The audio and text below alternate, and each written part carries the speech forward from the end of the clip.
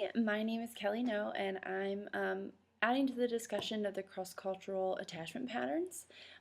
So I really appreciated the post from Danielle and Sarah and Jackie for starting this discussion, and I'll go ahead and get started, and I'll mention throughout what I agreed with and what I kind of wanted to add to when it comes to that there. So the first question was, what is parent-infant attachment?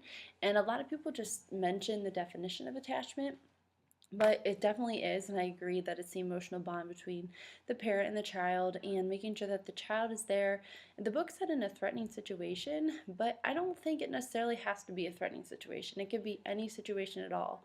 The fact that maybe the child wants to eat something and can't even go to their parent because they can't get what they want to eat, or if they want something in the store and they don't feel comfortable even asking the parent for that because they don't feel they have that trust. I also think this kind of falls into the trust versus mistrust in a way where, if the parent isn't there, the trust isn't there, and that attachment isn't there.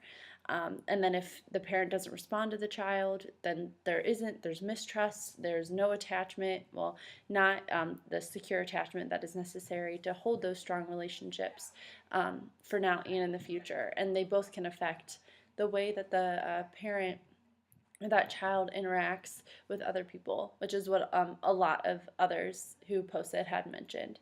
The next question is, what do researchers believe facilitates secure attachment?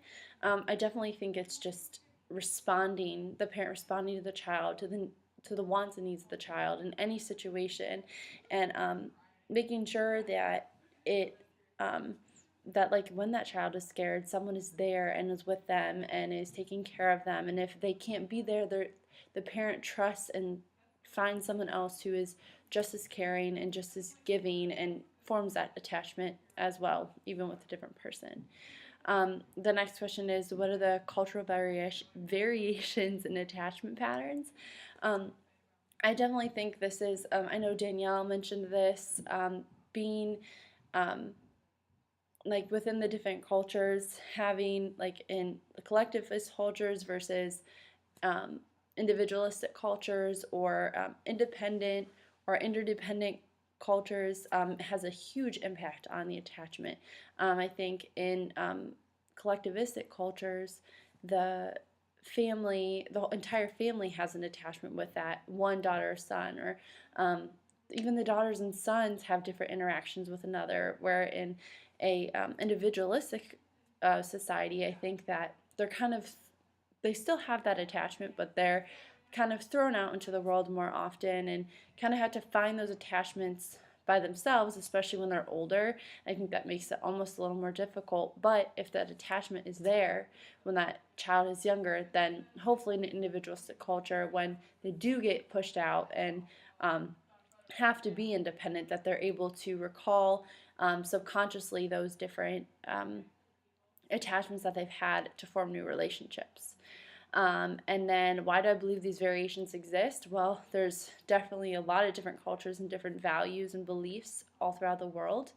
And I think that because of this, there's things that you may see that, I necessarily may not agree with, but that's what their culture deals with. And this kind of goes into the implications for culturally competent practice. And I think that the child needs to, not the child, I'm sorry, that the caregiver or educator needs to make sure they're educating themselves on what other cultures find acceptable, and that if they are caretaking for them, that they understand that something that may be different from us is acceptable to them, and that although we may see it differently, if it is not harming the child, you don't want to overstep your boundaries. Or in a different way, if there's someone who, I guess, is from a more collectivistic culture, that you as an individual, coming from an individualistic culture, respects the fact that they have a different type of attachment. And that goes for anything besides attachment. All right, well, I think that's everything that I have, so thank you so much.